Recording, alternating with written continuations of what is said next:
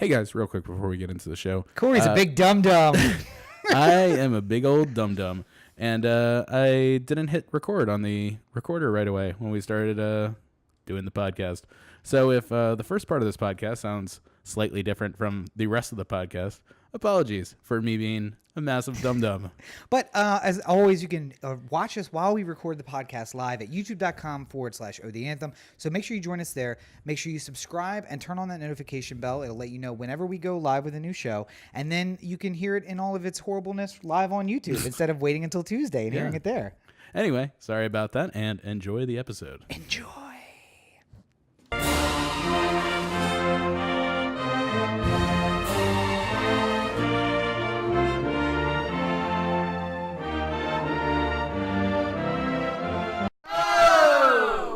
God, I hope I don't embarrass myself like Catherine Pugh and Laura Ingraham. This is Corey, and this is the O The Anthem podcast. Good afternoon, everybody. It's Rob. Couldn't even get the intro right. Didn't even get it out. I pewed that situation so bad.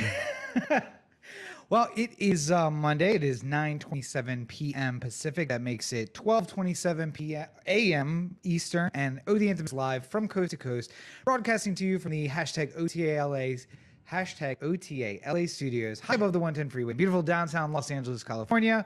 Welcome to episode 205 of the O The Anthem podcast. Yes, thank you for sharing. Thank you for telling other people. Thank you for subscribing, for rating, all these things. Mm-hmm. I'm trying to think of other things that people could do. Yes. Well, one thing they can do is to go on over to facebook.com/O The Anthem, like the page.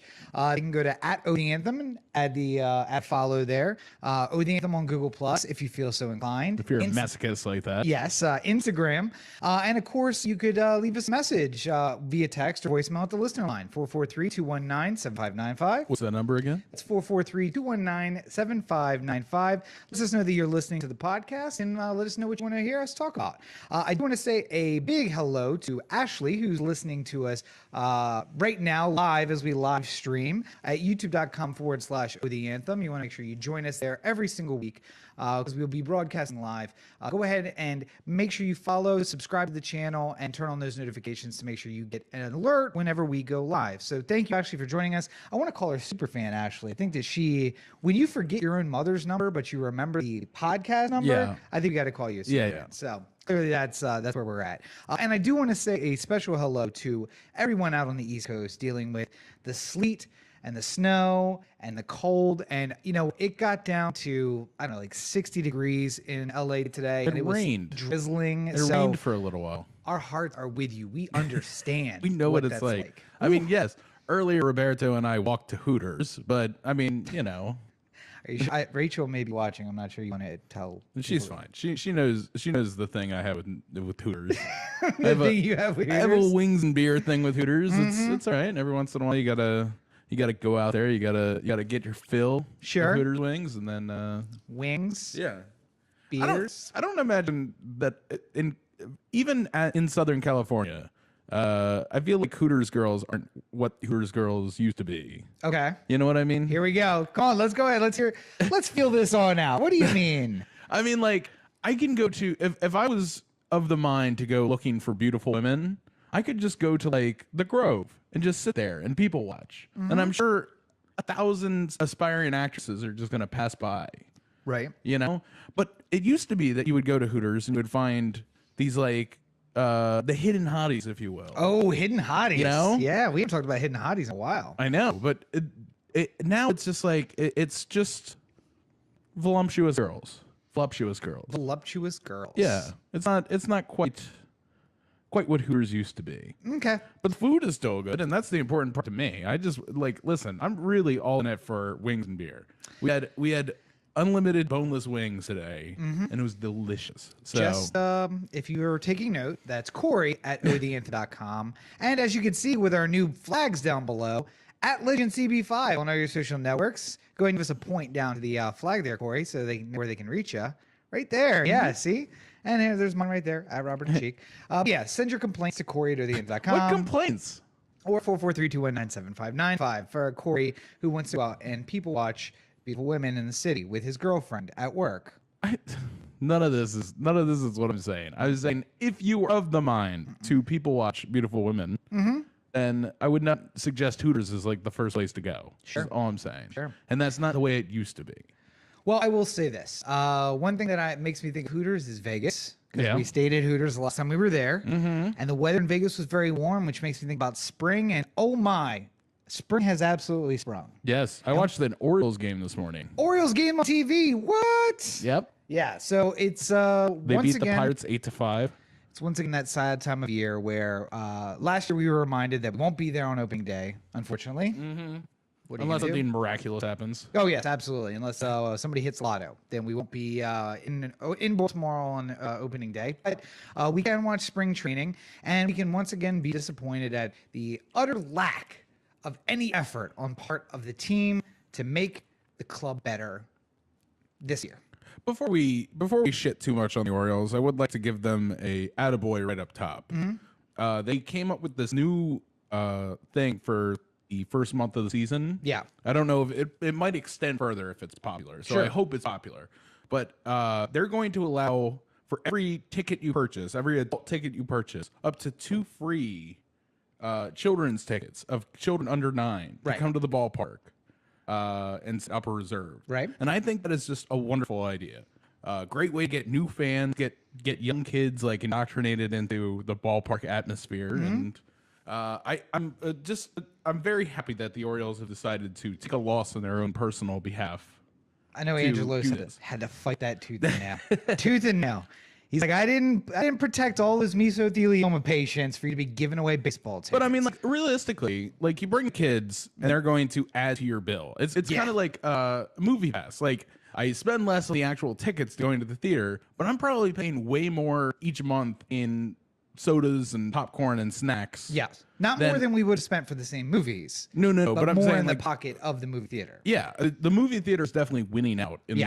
the end with this. Well, and and then until movie passes goes bankrupt, which I'm sure. You're still predicting. Yeah. We've signed up somebody new for Movie Pass, so there's that. New people, we're all the time. We are the biggest preachers of Movie Pass. But I almost forgot. Speaking of new policies, we have a new policy that we're integrating here at O The Anthem. It's upping the production value Yeah. of this program. So if we're going to talk about Orioles, you know that means we're going to talk about a little sports ball.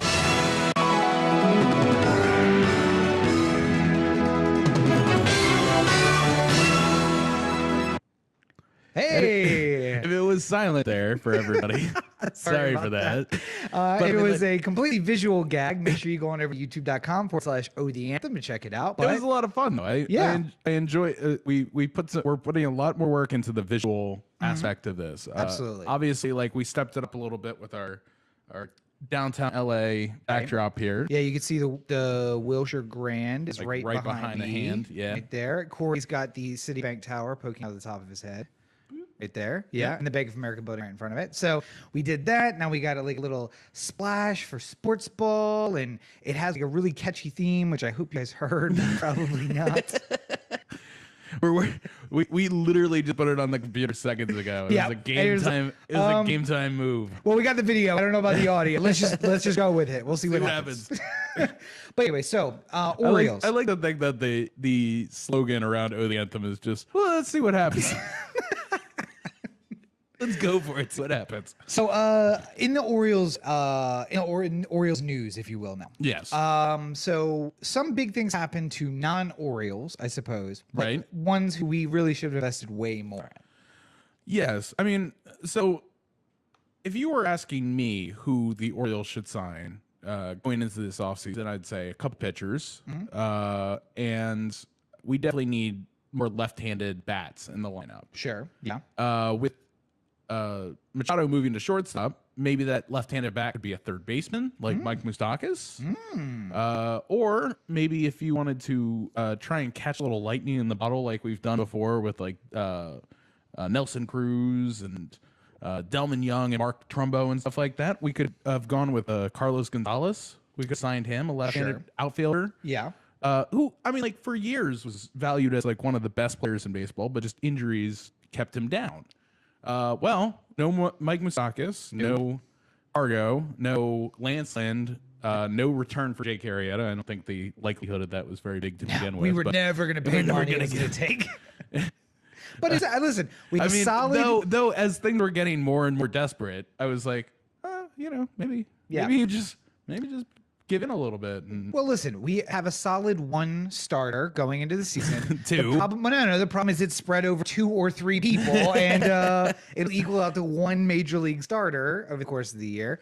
But I guess we'll have to see. We'll have to see how it shakes out. Because Corey, update me, because I must have missed it. What big moves have the Orioles made in the offseason?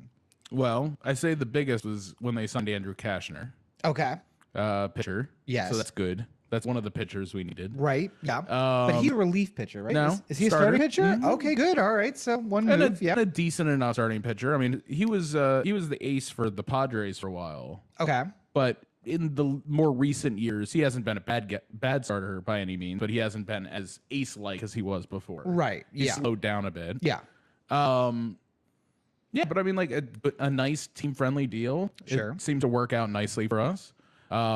We still need another guy though. It's killing me because I mean, like all the other moves are almost completely not worth talking about. It's Craig Gentry, Andy Valencia, Pedro Alvarez, a bunch of retreads, and Tillman's back, and it's stuff that you spoke about Nelson Cruz earlier. That maybe there's some lightning there because we do tend to retread a tire and then run it till it blows, and then. But I'm like, we should have realistically probably re-signed Nelson Cruz when we had the chance because he's been just as good as he was that year with us for the Mariners in the 3 years that have followed. Yes. And my concern was not that he wasn't going to be good for another year or two, but that he was going to turn out like Josh Hamilton or something like that, where like you would get a good year or two and then he would completely explode and you'd have all this 9 years left on the contract. We'd have to bet Bobby Bonilla him for the rest of his career. So 3 or 4 years of just nothing from Cruz. And speaking of which, Bobby Bonilla Day is coming up in just a few weeks, where he'll get his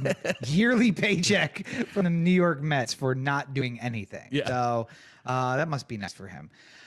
So we have brought in a pitcher. We brought in some pieces, I guess, if you want to say that. But the problem is depth more than anything. Yeah. Right. The problem is that we got a lot of pawns, and I'm not seeing a lot of skill. See, here's what's starting to bother me. The numbers are coming in for the people who are getting a little desperate and signing late. Mike Moustakas, who was originally given a $16.5 million qualifying offer from the Royals and declined it because he was like, of course I'm going to get more than way better. I'm going to get more than $16.5 million this offseason. Ended up signing with the Royals for $6.5 million. $10 million loss on investment. That's unfortunate. That is unfortunate. Cargo signed for like, I don't even remember. It was something absurdly low. I was just like $3.5 million or something like that. It was weird. And again, why are the Orioles not making plays for these guys though? I just don't know. At 6.5, Mike Moustakas is a steal at 6.5. See, I feel like the Orioles probably said to themselves like, oh, we'll go up to 6 or whatever. Right. And the Royals could tap on that extra $500,000 because it would be worth it to them because they're not losing a draft pick if they re-sign him. True. If the Orioles sign Mike Moustakas, then you have to factor in the amount of money that you're wasting on the draft pick in the first round you're not getting because you signed him. Yeah, but when again, we had the opportunity to draft Mike Trout and we didn't. We don't draft well. Yeah. Let's maybe just say take the known quantity and go from there. I would say that we used to not draft well. Okay. I think that largely the draft has caught up with analytics and the fact that there's not as many like complete busts in the draft as much as there used to be. Sure. And what you're really looking for is like once you get past like the first, call it 10 guys in the Major League Baseball draft, right? Where it's like these guys are the no doubt about it, surefire hits. You're just trying to get the most people with the most alluring skills you can, which is why someone like Mike or like Aaron Judge falls to like the second round or whatever it was because. Everyone's just like, well, God, he has a ton of power, but I don't know if he's ever going to be able to hit the ball or field it or do anything else. Here's the thing, though. Given the Orioles' performance over the last 2 years, maybe the top 10 isn't out of the reach of what we're going to be drafting. Yeah, true. So maybe, but I still go with the known quantity. I still argue. I can't remember which podcast I heard this on, but it mirrored my thoughts almost exactly. It was either Section 336 or Bird's Eye View. Okay. Either one of them, go check them out if you enjoy this Orioles talk. Both good podcasts. think about it realistically. In the American League, there's so many teams who are tanking right now. Yeah. The Blue Jays weren't very good last year. They didn't do anything to make themselves better.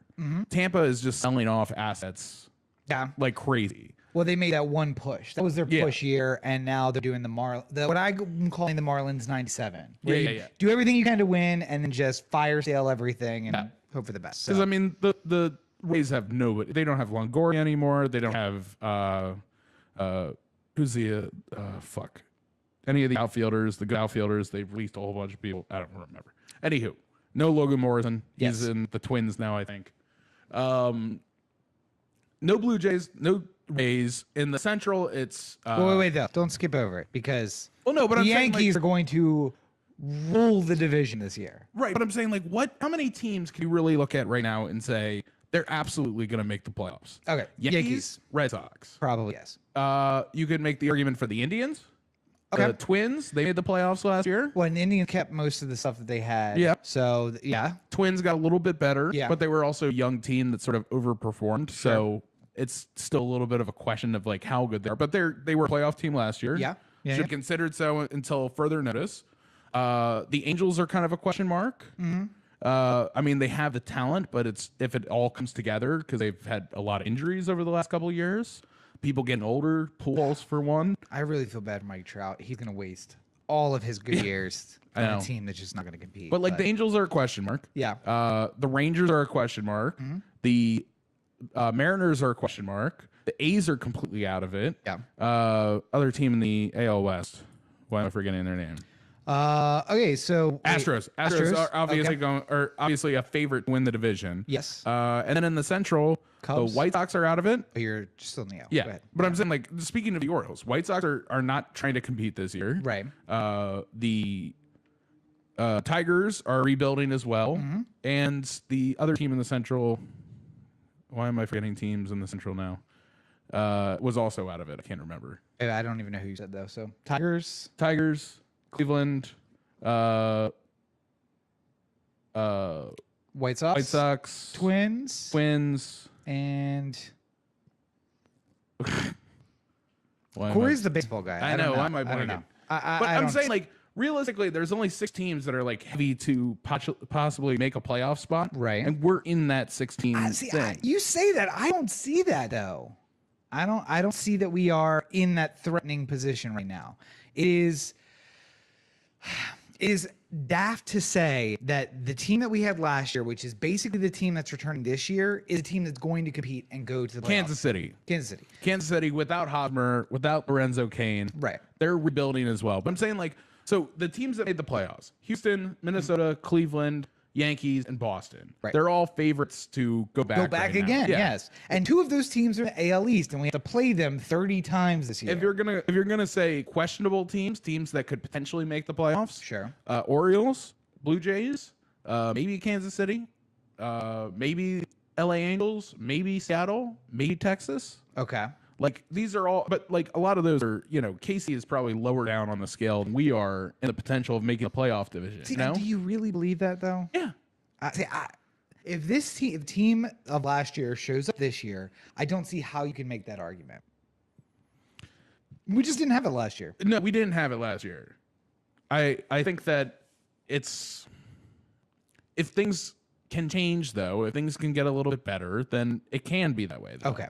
If we're more like the team from 2 years ago than we're the team from last year, then we're talking about a completely different thing. And speaking of wasting a lot of talent, either trade Machado or do something, because he's going to reach the end of this year and he's going to be gone.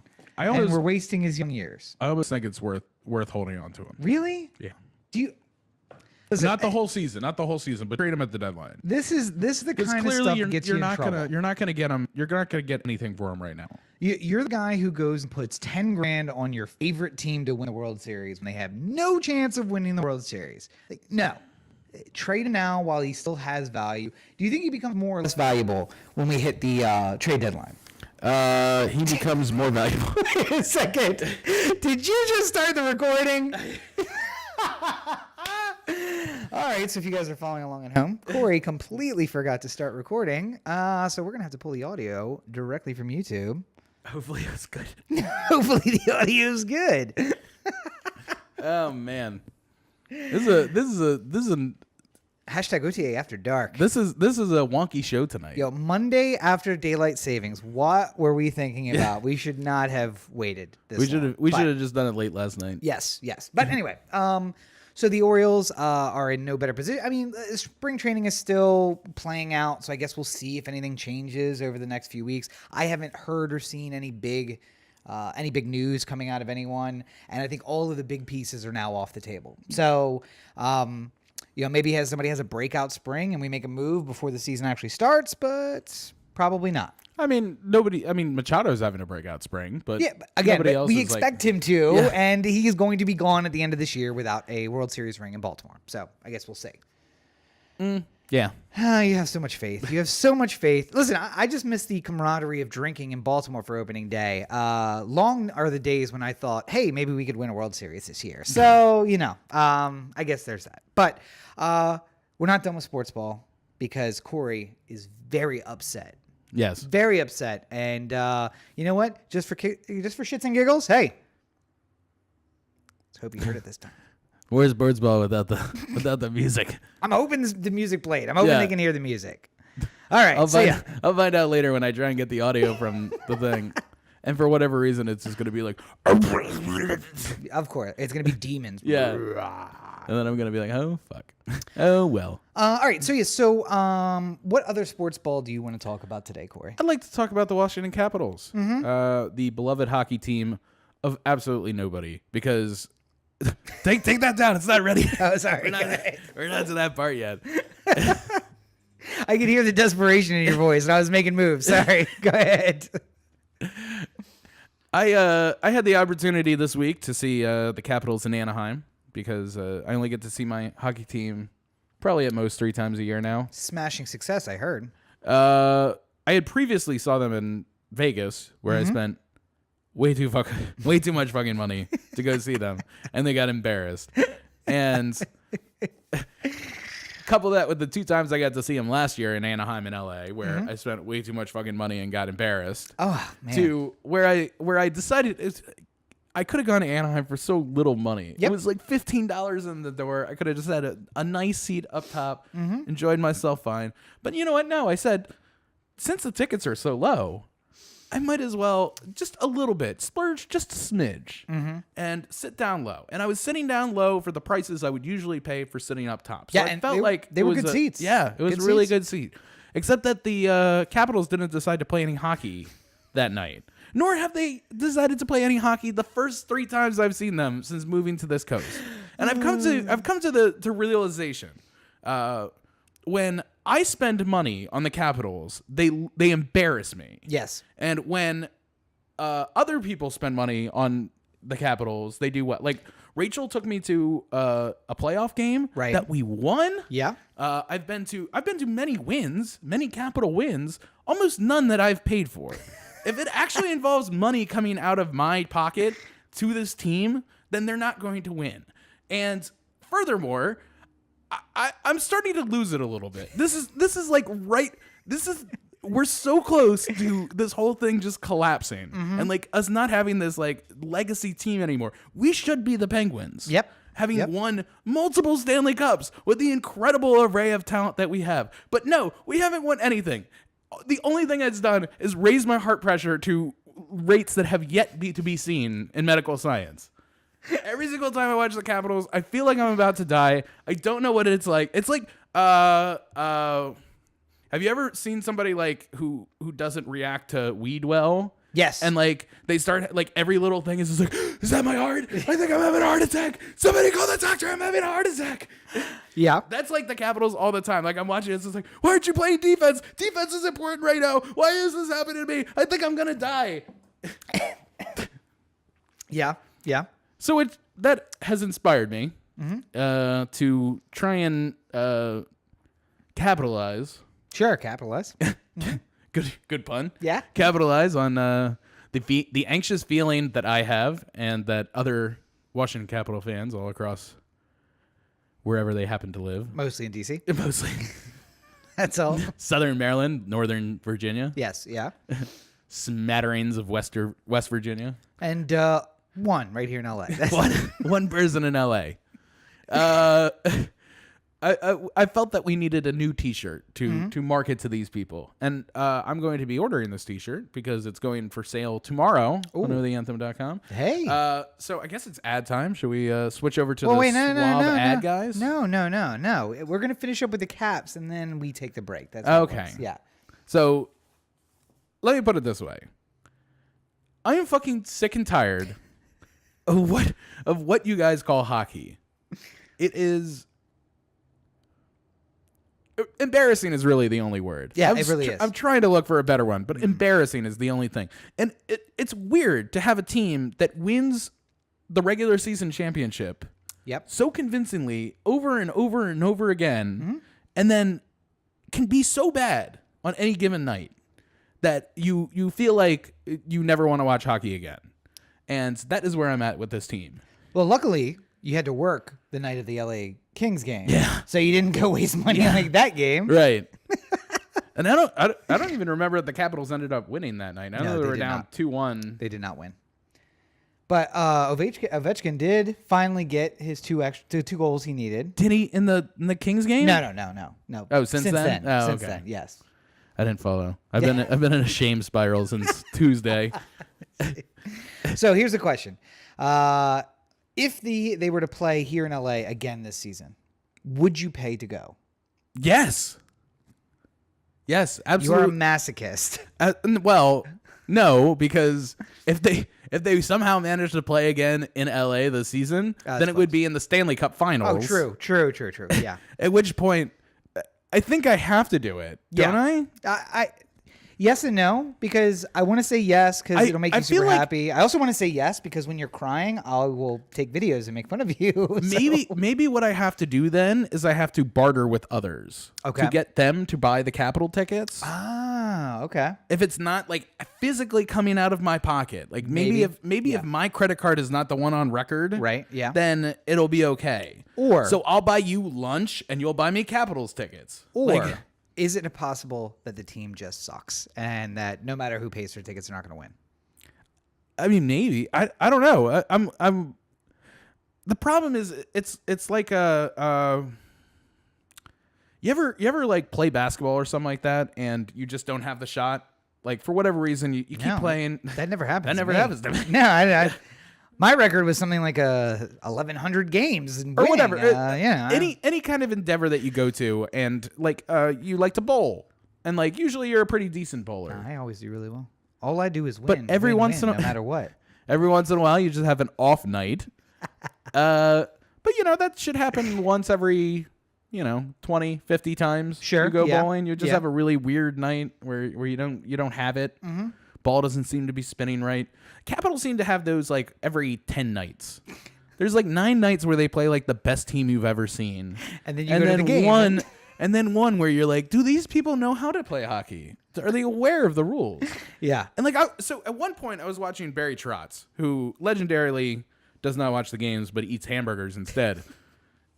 And I was watching him when the Capitals were playing no defense to see if he was paying attention to what was going on. Yeah. And he was looking in the direction of hockey attempting to be played.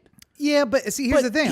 I look at you all the time, and I just don't. It looks like he had this 1,000-yard stare. Exactly, yeah. Where he's just like, what do I do to get through to these people? And they all want to be professional hockey players so bad, but yet they do this, and I don't know what to tell them. See, I think that's too hockey related. I think he had a 1,000-yard stare, and he was thinking, pizza for dinner. I think that's going to be the move. Is Anaheim known for their pizza?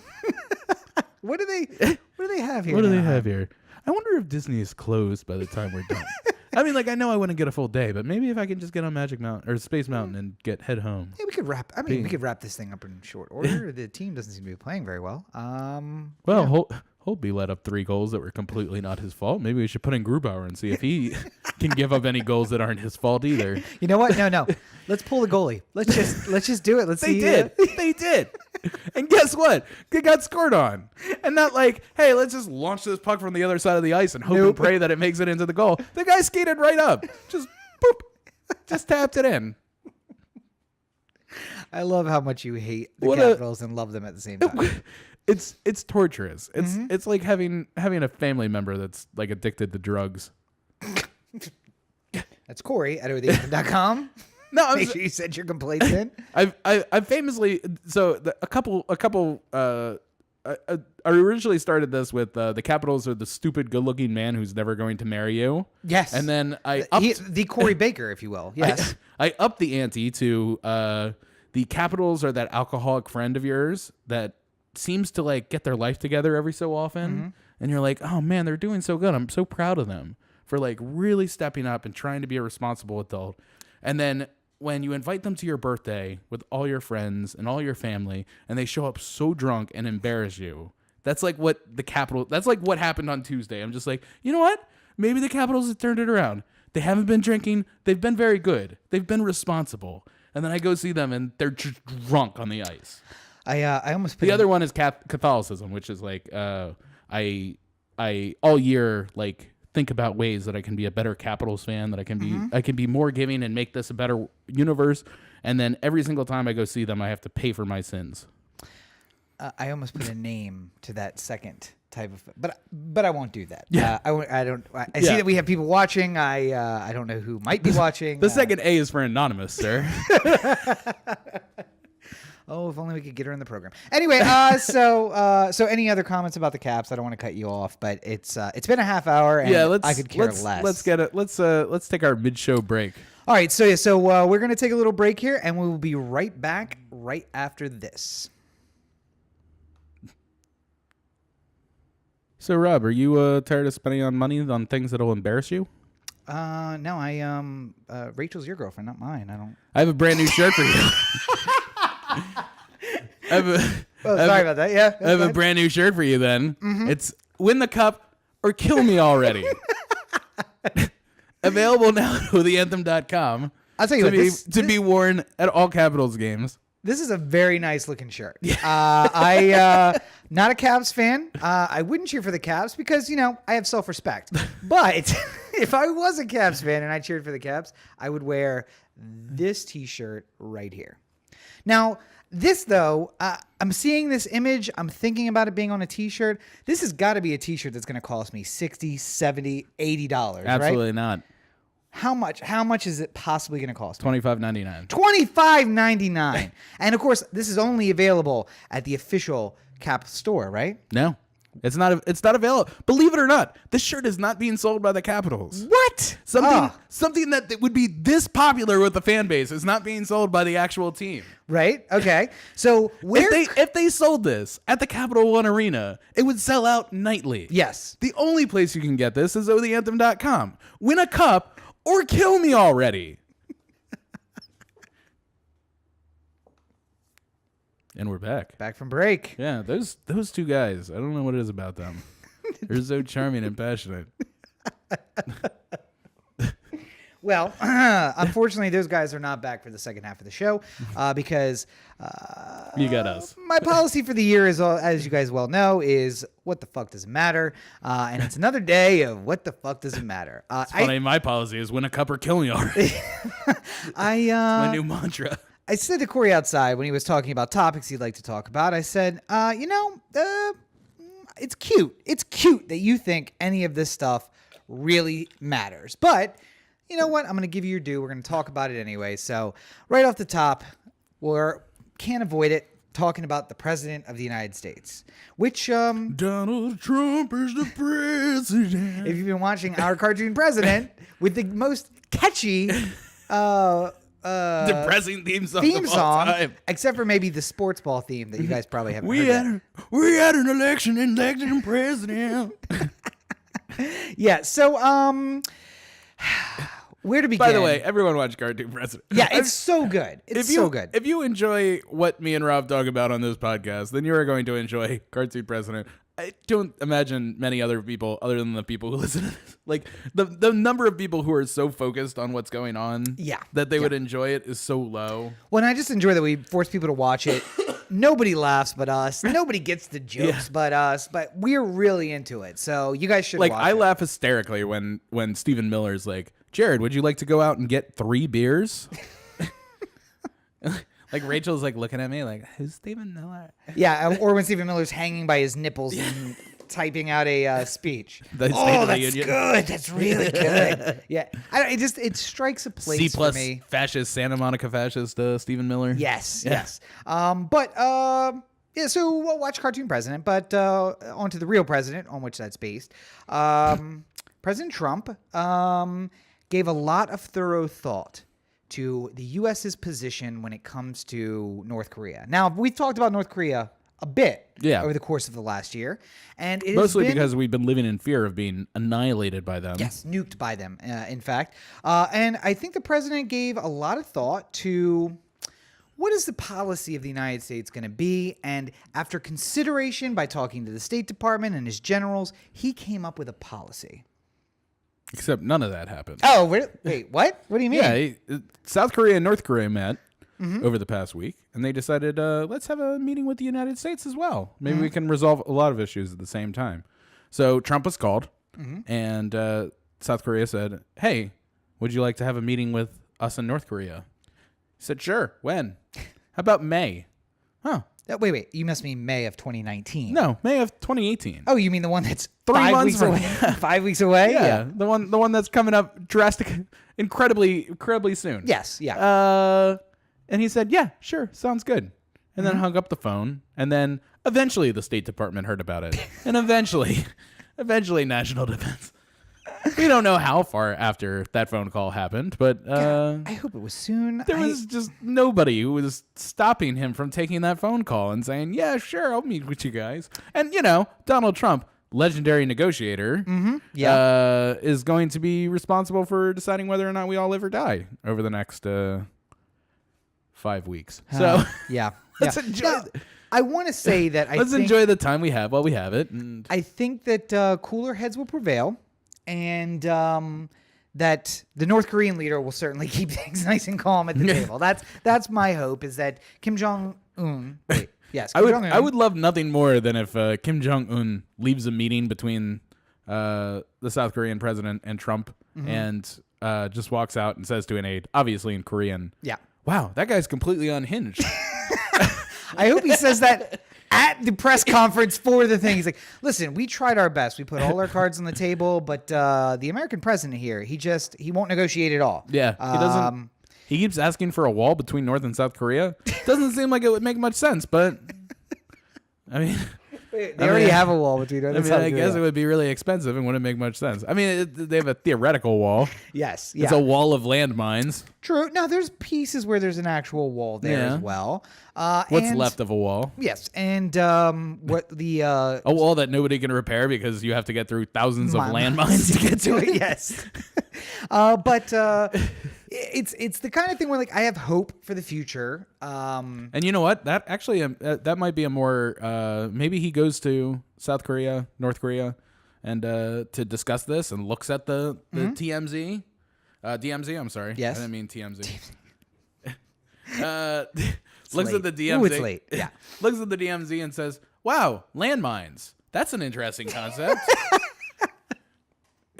So that the next time when somebody says like, "Hey, Mr. President, you know that the wall doesn't make a whole lot of sense because most people come in on airplanes, and even if you did have a wall, the Mexicans are very good at tunneling." He'd be like, "Hey, new idea, landmines. Tunnel through that, Mexicans." Well, here's my one hope in that situation is that we have a fully funded and fully staffed State Department who is ready to serve him. No, I don't like that sound that you just made. no, it's not. That's not at all true. We don't even have an ambassador to South Korea. Oh, Yeah. what about the ambassador to North Korea? Okay. No. How about Japan? Nope. Okay. Oh, I'm sure that we have some sort of not lifetime appointment, but a professional who's working in the embassy there in South Korea. Nope. What happened to all of them? They all quit. Why would they possibly quit? What would encourage them to quit their jobs? I think they realized that at some point they were going to have to put together a meeting that usually takes 7 years to put together and put it together in 7 weeks. Yep. Nope. Want no part of that. Like I like the fun thing about government is that for instance the Iran nuclear deal, which was a big talking point of Trump throughout the entire election. Yeah. Took 7 years to get together. Right. And it was like 7 consistent years of people from the State Department meeting, negotiations going back and forth until they got to the point where bigger heads could sit at a table and iron out the final details. Right. Yeah. That's usually what happens. You get two sides who sort of work through all the rigmarole of negotiations. Most importantly, make a list of what we're going to talk about. Right. So that the leaders get there and it's like 1, 2, 3. This is all we have to talk and about. Boom. Figuring out like a huge part of the State Department, which is not political, is just figuring out how you're going to broach issues. Yeah. Like you wouldn't want to talk about denuclearization of North Korea on day one. Yes. You wouldn't want to work up to that one. Right. You would want to get a couple other issues under the way. Maybe give Kim Jong-un a couple wins. Right.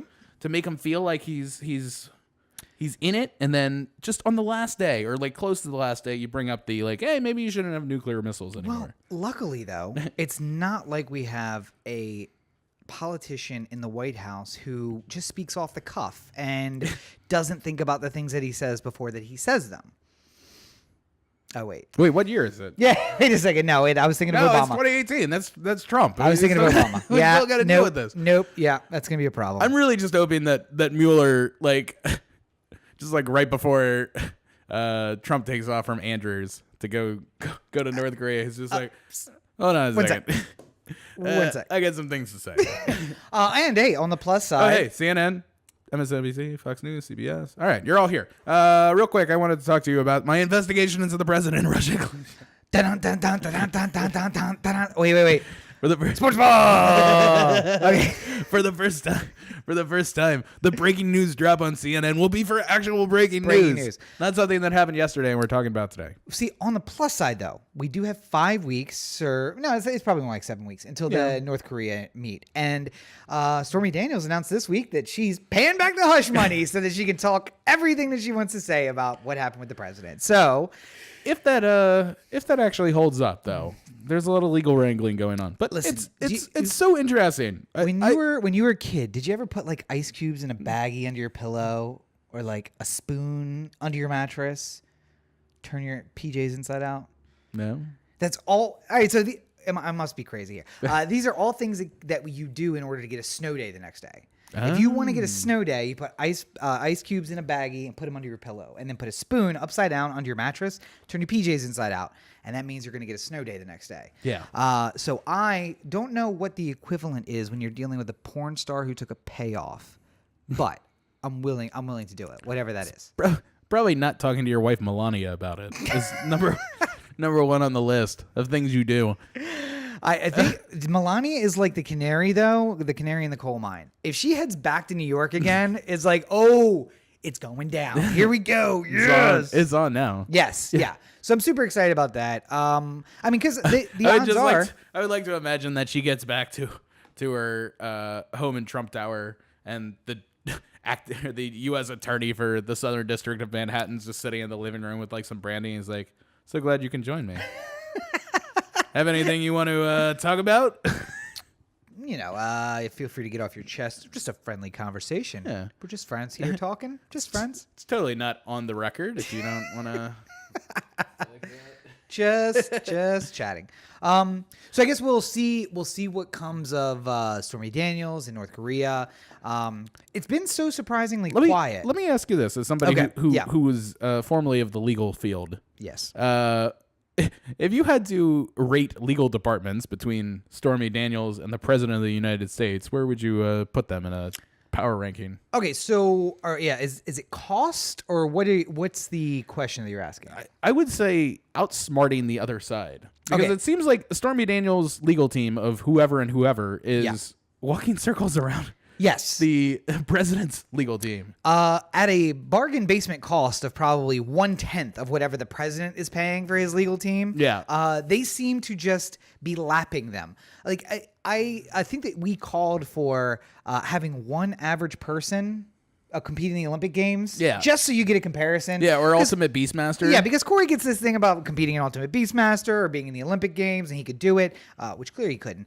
And I say, we should just put Corey in as the average guy, so everybody's sitting at home like, oh, I could totally do that. We just hold on to the sled on the way down the hill. Yeah. And then you see the guy wipe out in the first, goes flying into the crowd in the first turn, and you realize maybe I can't do that. Right. And I think that the Stormy Daniels legal team is making the Trump legal team look like the average guy at the Olympics. It's just I feel like there's some moves we could make here. And, oh, wait, she did what again? Okay. All right. So we can adjust to that. There's a couple of things we can do. Wait, they said what? Okay. So it's like they're thinking 2 steps ahead. Yeah. And like Robert Mueller, they're just releasing things as it's convenient to release them. I know they've been working on this pay back the hush money thing, and they're just leaking it out slowly, and they're letting her do it, which is the best part. I know Trump's legal team, the one thing they wish they could do is just be like, you go out there and talk, and I can trust you completely about what you're going to say. And Trump's team can't do that. They can't do that. I think that they're terrified that he's going to come out and be like, yeah, I fucked her. So what? Yeah, I had a kid, an infant at home. Who cares? All right. I can walk up when you're rich. You can just go up and do whatever you want. I can't imagine that Trump supporters are going to be swayed by this that much. No. Oh, his hardcore supporters? Yeah. Absolutely not. They could not care less Hannity will about be this. like, everyone makes mistakes. Everyone sleeps with a porn star from time to time. Yeah, by the way, watch again our cartoon president to see the not so fictionalized version of Hannity who just apologizes for nothing and makes everything the president does okay, basically. I have a special spot in my heart for Eric Trump in that show, too. Oh, my God. But died. And right. Jeff Sessions. Jeff Sessions, yes, definitely. There was one episode where they were having a meeting, and everyone was just like, once Trump left the room, I think Sarah Sanders was just like, all right, so just to be sure, nobody knows what they're doing, right? Right. And everyone's just like, yep. And they go to Sessions, who's obviously like a little tiny leprechaun man. Yes, yeah. And he goes, I do.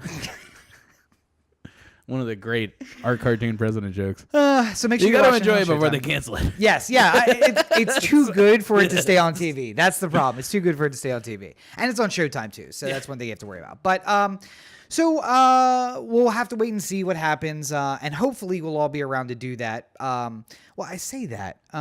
North Korea is a threat, clearly. And then in the back of my mind, I'm thinking Russia's a threat, too. But if World War III is about to start, I have a feeling the U.S. is going to sit this one out. I don't think we've got the president who's going to make us dive right into that. I don't think you have a proper understanding of the thumb that's being pressed down on the president right now. Oh, wait, are we going to go in on the side of the bad guys? Yeah. Oh, no. So if you guys haven't been paying attention. Something tells me that he'll bring it up.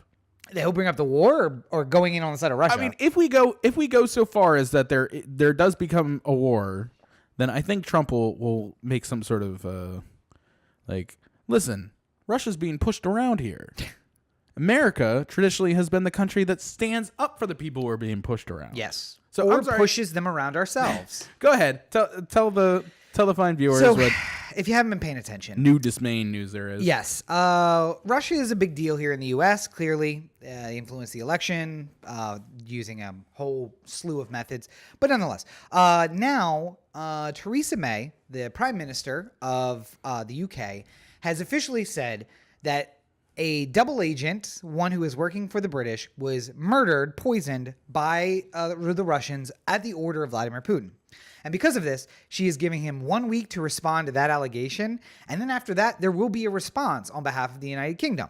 Now, keep in mind, the United Kingdom is part of NATO. It's also part of the EU. It's also part of UN. So will the UN do something? Absolutely not. Because the UN, Russia has a veto at the UN. So nothing's going to happen with the UN. But the EU, especially France and Germany, may decide to back Theresa May when whatever these sanctions are going to be versus Russia. And one thing that we learned about Russia last year in the Crimea and the Ukraine is that they don't take to be pushed very well and that they tend to push back. So we literally on the verge of maybe an exchange of some kind between the United Kingdom and Russia. And you might say to yourself, like, oh, Well, Vladimir Putin's not that stupid. He's not going to start a war with the UK. And then the other story that came out this week was that during the Sochi Olympics, there was an alleged hijacking that went on a passenger aircraft. And Putin pretty easily just said, oh, shoot it down. It's fine. And so he ordered the deaths of 300 civilians on this passenger aircraft. And luckily they didn't shoot it down. No, we're not talking about was it 117 that was shot down? And the Russians are the ones who shot it down over the Ukraine? Oh, I don't remember. Because remember, there was 2 MH planes that went down. One went down in Indonesia. Yeah, but I mean, like, I don't remember the specific. Yeah, one of them. Yeah. And was most likely shot down over the Ukraine by the Russians. This is not that plane. This is a different one that he ordered shot down in 2014. And luckily it didn't get shot down. So if you're thinking to yourself, Putin's not crazy enough to start a war with the UK, just remember, he was crazy enough to threaten to kill European civilians on a plane flying to the Sochi Olympic Games. So I guess we'll see. Yeah. It's all upsetting news. I don't know what's going on with the planet right now. I mean, Kim Jong-un is looking stable next to our president, and our president is looking ever so much more like he's under the control of the Russians, who have been our enemies since ever, except for that short little period in World War II. I don't. And a somewhat reasonable place when Gorbachev was in office. Well, yeah, the transfer from Gorbachev to Yeltsin. There was a calming influence that was going on between our two countries at that time, but Sure. it was never good. It was always like, hey, you're still that kid who picked on me in high school. And Yes. I don't really appreciate that. Yeah, we're both adults and we can talk and be we civil can with each get a other. beer. We can be friends. Like, if you Boris Yeltsin definitely liked to get a beer with America. I'm just saying. yeah. If you wanna come over, hang out, watch the game, by all means. But Sure. I'm never gonna forget that time that you swirlied me. Yes, absolutely not. And now it's going back up to I don't know which in the situation, which country would be the cop. It's the bully who becomes the cop. Yeah. And then like pulls you over every time he sees you, and it's like, oh, your tail light's out, or oh, hey, here's some it's still probably drugs in Russia. your car. Yeah, probably Russia. But nonetheless, so we'll have to see how all that plays out. And I just want to go back again to my intro to this segment where I said, what does it all matter? Because in the end, we have no control over any of this. The record high 42% of people who support the president. I don't understand how that number is growing. They just must be polling the same people and just adding in like, all right, let's try this pocket and see if we can boost the number a little bit. I would like to break from this for 1 second. Yes. And give some news, some hopefully compelling news to our friends on the Eastern Shore of Maryland. Okay. The DNC has put Maryland 1 on the list of seats they're trying to win. Vulnerable seats. Seats. The list is 100 deep now. And you probably said to yourself, Maryland 1 doesn't seem like it's going to turn. However, we have a special election going on in Pennsylvania. Yep. And it looks like the Democrat is closing in on an insurmountable lead, traditionally on a very Republican district. It is too close for it to be. The Democrat is too close. Yeah. He's not John Ossoff where he's leading this close to the end. Right. But this is, what was the other one we talked about a few weeks ago? Was it Wyoming? Doug Jones. Well, there you go. Doug Jones, who ended up winning. And he still may not win, but it's real close. Yeah. And Maryland 1 is not. But Maryland 1 has been a similar situation where like a Democrat's hope of winning it has always been the same as a Democrat's hope of winning Pennsylvania 18. True. Okay. And if I'm not saying that if he wins, it's a clear indication that professional supervillain Andy Harris is going to go down as well. Yeah. But it might be interesting to see how it turns out, because that might be a nice bellwether for what we could expect in. And if you live in end of the year. if you live in northern Baltimore County, northern Carroll County, or the Eastern Shore, get out. Yes, please. Get out and go vote. And there is a really awesome candidate who a lot of my friends are supporting, actually, Allison Galbraith. Galbraith, I think is how you spell her name. Check her out. She's got an interesting platform. She's a moderate Democrat, if you will. I would like. It's hard to say progressive and moderate at the same time, but like very socially progressive, fiscally moderate. Not quite a I almost said Greenspan, not Greenspan. 1992 Republican who had that seat, who we love. Oh, Gilchrist. Gilchrist. Yes. Not quite Gilchrist, but maybe the slightly Bernie-fied Gilchrist. I mean, So- I think if Gilchrist had never lost, I Yeah. imagine he would not be a Republican right now. No. He would definitely have switched parties at this point. I mean, He during probably Trump, wouldn't have been or a Democrat, but he would go independent. yes, yeah. And he'd probably still win that district. I mean, Yeah. if he had just run as an independent in the same fall that he lost the primary, he would If have he, won. if he didn't have a crowded field in that primary originally, then Yeah. he wouldn't have. It was basically that other guy who like stole a whole bunch of his votes away. Yes. Yeah. So, go out and vote. It's a little early. Much like Nader did for Gore in Florida. That did not happen. That did not happen. You got to read things. Read things. There's been studies about it. It didn't actually happen, but nonetheless. Touching on one more sidebar before we wrap up here, Yeah. and that is Ted Cruz. Texas has one of the earliest primaries in the country. Ted Cruz from Texas won his primary. So congratulations, Ted Cruz. Which only means I think he was unopposed though. yes. No, I think that there was another candidate. It's just like though, when Corey decided to run for mayor of Baltimore, like yeah, he's in the race, but is he really? Is he really in the race? But on the You other go to the side, websites of some of the people running against him, and it's just like one American flag. And yeah, like, it's they a got- they got GeoCities page. They got a MIDI playing of like just over and over again. It just makes me think of every GeoCities page. But now, so a Democrat also, there was also a primary for the Democrats, and the Democrat won. And I forget the guy's name. Are you pulling it up? Yeah. Are you looking for his legal name? His legal or- name. His legal name. Robert Francis O'Rourke. Now, it's not actually, I shouldn't have said that because it's not fair to ask for his legal name because I've been calling the other guy Ted Cruz. Yeah. Which is not his legal name. No, it's Raphael Edward Cruz. Right. Yeah. And of course, the Ted comes from the Edward. Right. Much like Ted Kennedy is Edward Kennedy. Yep. But he changed his name when he moved to Texas and ran for office to Ted because Raphael was maybe just a little bit too ethnic. Now, Ted Cruz, who is actually Raphael Cruz, has already started his campaign against the Democratic challenger, who his name again was Robert O'Rourke. Yeah. Robert O'Rourke, who his fans lovingly call Beto. Yeah.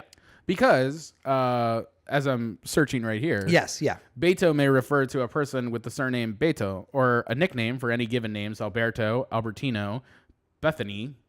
I haven't heard of that one. Or Berthany. But going down the list, Roberto. Usually short for Berto. It occurs mostly in Spanish and Portuguese-speaking countries and communities. And again, so the story behind this is that the largely Hispanic population of, I think he was a state senator or a state He's a house- congressman. Was he in a Austin. congressman? Yeah. Okay, so it's a very large Hispanic population. They gave him the nickname Beto. Yeah. Because Robert is Yeah. his first name. To remind you again, Raphael Cruz changed his own name to Ted when he Yeah. ran for office to appeal to the rest of the white voters in Texas. Right. And now Raphael Ted Cruz is now attacking Robert Beto O'Rourke for not using his real name. Yeah. And I just cannot. I don't know who is advising Ted Cruz in his campaign. I just want to say, Ted, I'm available. I am completely a whore, and I will come work for you. Nobody- And you can't do worse. Ted Cruz doesn't care anymore. Clearly, he doesn't care anymore because there have been statements. I can't remember what senator said this famously, but he said, if somebody were to come onto the Senate floor and stab Ted Cruz, and the judgment as to whether or not that person would face jail time was supposed to be voted on by the senators, that guy would walk. And That was a Republican senator, by the way, who said that about Ted Cruz. So if you want to know what Ted Cruz is really like in real life, follow Craig Mazin on Twitter because I just enjoy. I don't even have to follow Ted Cruz news. I just follow Craig Mazin, Yeah. and it all pops up there. what I do enjoy is that, like, I feel like Craig is trying his best not to talk about Ted Cruz. Yes, he And is. then he just gets baited into it. Like, somebody just keeps sending him the same thing over and over again. And he's just like, fine, I'll talk about it. Fine. I ain't hiding anything. I'll talk about it. But yeah, so let's keep an eye on Ted Cruz's race. I feel like it's going to be the most ridiculous of all of the upcoming Senate races. Yes. Easily, when you come out of the gate with the how dare you change your name when you have changed your own name. Yeah. And by the way, Robert O'Rourke, still known as Robert. Yeah. Lovingly called Beto. Yeah. But he doesn't put it on his signs. I mean, my understanding is he actually does put it on signs in the Hispanic neighborhoods. But he runs under the name Robert O'Rourke. Ted Cruz, you will not find a single piece of literature that says Rafael Cruz on it. Yeah. In fact, when he registers to go on the ballot, it says Rafael Ted Cruz. Because everybody knows him as Ted. Yeah. So we'll just see how ridiculous that gets. One more thing before we get out of here. Wait, wrong one. Going out of the Baltimore corner? Where you get the straight dope. So we would be remiss if we didn't talk about the State of the City address that happened today. Mm-hmm. So much interesting truth was brought out. And Is that what we're calling it? And the mayor just had solutions for every single problem that faces the city. I just got exhausted from lying that much. Takes your breath away, doesn't it? So It's almost hard to believe that Trump does it with so much gusto all the time. yeah, and we've said Catherine Clearly, Pugh, he's a classically trained athlete. If you Clearly. We've said that Catherine Pugh is the Trump of the city of Baltimore, and she once again proved it. And, you know, we were talking about this in the pre-show meeting, and Corey said basically, like, what is there to talk about? And I wanted to bring it up because I don't want people to think that we neglected to talk about it. But there is, since Trump's State of the Union, there has not, other than Trump's State of the Union, or maybe his first speech to Congress, there's never been a public speech that was a that was given with less touch on reality than the one Catherine Pugh gave today about how the city of Baltimore is getting a bad rap. And the gun task force trial isn't representative of all the Baltimore police, just these few officers who brought shame on the department. And how schools are doing so well and they're on their way upward. And just crime is down, which it is. Crime is down in the city of Baltimore. As compared to, I don't know, the most violent years in the history of Baltimore. Not as compared to the average year in the city of Baltimore over the course of the city's last 200 years of existence. Right. I mean, we're basically in line with 2016. Right. Which is the year before all the horribleness of 2017. Right. Just It's because only we went the second from most violent year. Since we went from the most violent year to what ended up being the second most violent year in quite so long, it's not really down. It's just not as bad. And by the way, real early to be making the call that the city is so much better. Not even warm outside. Somebody wait. And really, hold on. I know that we're laughing and it makes it seem really like not we're funny. doing this in jest, but a motherfucker just got, I shouldn't even say it like that. Some guy just got killed in a fucking funeral procession. By the way, a funeral procession for someone else who was murdered. Yeah. Like Baltimore, I tweeted this out. You can find the tweet at Robert N. Cheek on Twitter. But you've reached a new low, Baltimore, when the guy who is in a funeral procession for a friend of his who was murdered, someone steps out in the street and shoots in the front windscreen of his car and murders him as well. Like, this is some Mogadishu, Somalia bullshit. Yeah. That doesn't happen in America. You know, you think Chicago's bad. That don't happen in Chicago. At least they keep the murder into the nighttime and not just stepping out in the middle of the street and shooting people. There used to be a thing called Sunday Rule. And Sunday Rule would carry on to other things, too. It wasn't just a Sunday deal. Right. Oh, if you're on your way to church? Sunday morning, Yep. we're keeping it down. Yeah. Only the most unacceptable things, the most unacceptable street beefs could be handled on Sunday morning. Yeah. Because there were too many people around. And by unacceptable, you mean you've done something that has harmed me so greatly that everyone would recognize that retribution is necessary. Right. And it cannot wait. It's the if you think about it in terms of war. Yeah. Like, you know, you have to be the Saddam Hussein of Baltimore street crime. Yeah. To get taken out on a Sunday morning. Yep. That is traditionally how it has gone. Mm-hmm. If you are in a funeral procession, that has usually been an extension of what is known as the Sunday Rule. Yes. Yeah.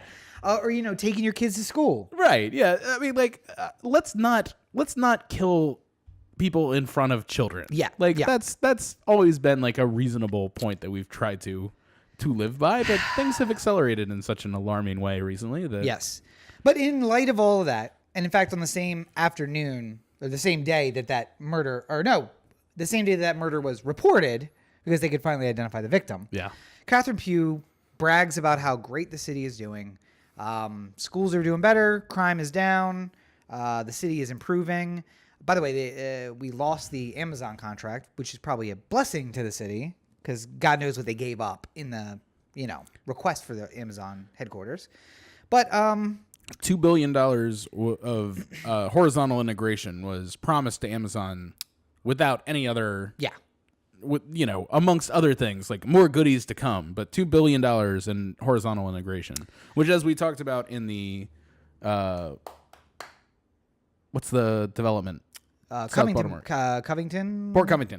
When we yes. talked about Port Covington, vertical integration is when the corporation pays for building the building upward, which is the vertical part. And the city will pay for the horizontal integration, which is like adding new light rail stops or putting in new streets or plumbing or anything. Any kind of infrastructure that goes into building an area is on the city's part if you pay enough money to come in. Yeah. So if Amazon was going to come in, they were going to build a whole new little city for Amazon to be in. Including the walls around the outside to protect it from getting murdered in a funeral procession. Oh, my God. But so, again, I didn't want to act like we weren't going to talk about it. It just is so appalling and so lie. Don't so much listen lie. to her. Yeah. Don't stop paying attention to what she says, because she doesn't. At the end of the day, she doesn't know what she's doing. She's in, much like Trump, she's in way the fuck over her head. Yeah. She has no idea what she's doing. She's, at the very least, you could say she's trying.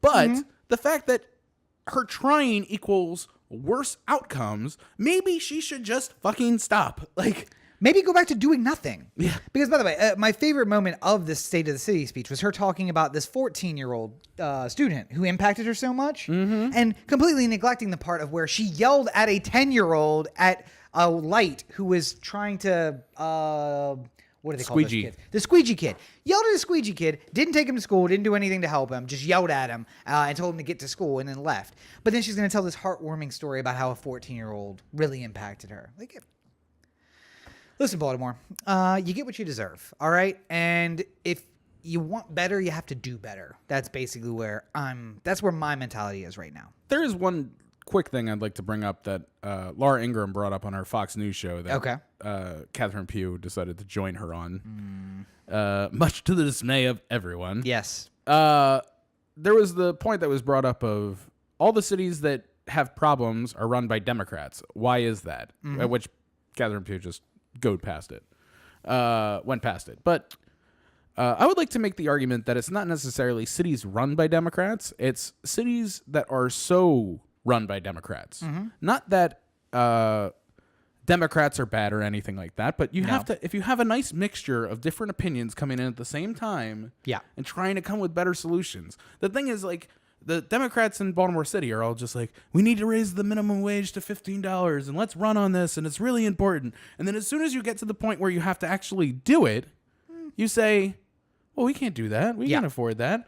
And usually you would have cover of Republicans, like, 4 or 5 Republicans in the city council who would hold your feet to the fire and bring you down. And you'd be like, oh, I don't want to give up on 15, but I guess we'll go to 13. And in the end, 13 is where you could afford to be anyway. So you win. But there is none of those none of that. Yeah. So what you do is you look like a bunch of idiots when you say, like, yeah, let's run for 15. Everyone gets $15 an hour. And then when you get into the job and you're just like, shit, we can't do that. Well, and I was going to say a great example is Seattle, San Francisco, Oakland. And I know that these are all West Coast cities, but it's the ones that I'm hearing the most news about, obviously, from being here, who do have Republican voices or other voices. Like in Seattle, there's some Greens who are further to the left than the Democrats. And then there are some moderate Republicans. I don't think they're actually Republicans. I think they are some local Washington party.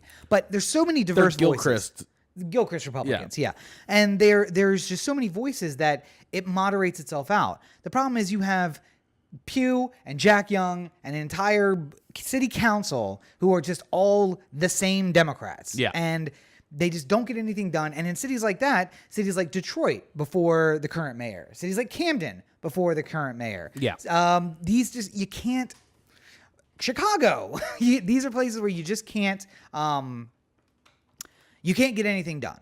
And they're so horrible because there's no accountability, because the people aren't going to make you accountable, because people are stupid and they just keep forgetting that, hey, you told me $50 number one, it's last exhausting. time. Yeah. It is fucking exhausting. I try and do what I can about net neutrality because it's a really important issue to me, and above anything else, it really feels like the thing I need to be focused on. Mm-hmm. Like, there are so many problems in this world, but I feel like this one is one I can actually be a part of and do something to solve. But it's so exhausting to try and keep up with it all the time. It's the worst. It really is, and I just can't anymore. Well, I wonder if there was a place that we could. OTheAnthem.com, Corey to OTheAnthem.com, O The Anthem on Facebook, Twitter, Instagram, and the listener line, 443-219-7595. What's that number again? 443-219-7595. And you can find more of me at CoreyBakerFilmmaker.com and my Facebook page, Corey Baker Film, and my Twitter, Instagram, Snapchat, at LegendCB5. And, there's going to be a new game night video coming out, game night review. Game night. Wait. So Rachel went and saw Game Night with you? No. Did you lie to her? No, you guys lied to her. You guys are the ones who did that. We definitely lied to her. She had things she had to do. It's not her fault. Anyway, you can find me on all your social networks at Robert N. Cheek. Right down there. Make sure you check out robertncheek.com, where you can find links to my political blog, the news website, and the books, which are available on Amazon. Buy Rob's books. Thank you, sir. And of course, if you want to support all the things that I am doing, you can do that at patreon.com, patreon.com/Robert N. Cheek. I upload there a lot more often than I've been uploading anywhere else. You get pictures, you get short stories, you get poems, you get a whole bunch of stuff that you're not going to find anywhere else other than on Patreon. So check it out, patreon.com/Robert N. Cheek. And of course, that is helping me submit to all of the screenwriting competitions. You'll know more about that if you check out my account on there. So, and please, if you want to put up the alternate too, alternate. Go to OTheAnthem.com. Click on the shop link and purchase our brand new T-shirt. And if you're a Washington Capitals fan, I don't know why you wouldn't want this one. Mm-hmm. Win a cup or kill me already. I would really love if by the end of the season they were so prominent in Capital One Center. Is that what it is? Capital One Arena. Capital One Arena. That the camera couldn't help but catch a fan wearing a "Win a Cup or Kill Me Already." I love it. I would love it. So I noticed he made it Washington hockey. Why not? Because you can't use Capitals. Yeah. Oh. Yeah. Well, we're getting around those legal obligations. So, hey, there you go. I mean, maybe I could just make it like a capital idea or something like that. No, I like this. This is nice and safe. So get your shirts, wear them out there. If somebody sees Loud Goat, tell him to go buy a shirt at OTheAnthem.com. Anyway. All right. Well, I think we've done good here today. We've done something. I don't know if it's good. But as always, you're listening to the O The Anthem podcast, part of the O The Anthem digital network. For Corey, this is Rob. Have a great week, everybody. And if you know anybody who works at the State Department, please tell them just Trump, don't go. Just stay back. They don't have TV in North Korea. Just stay back.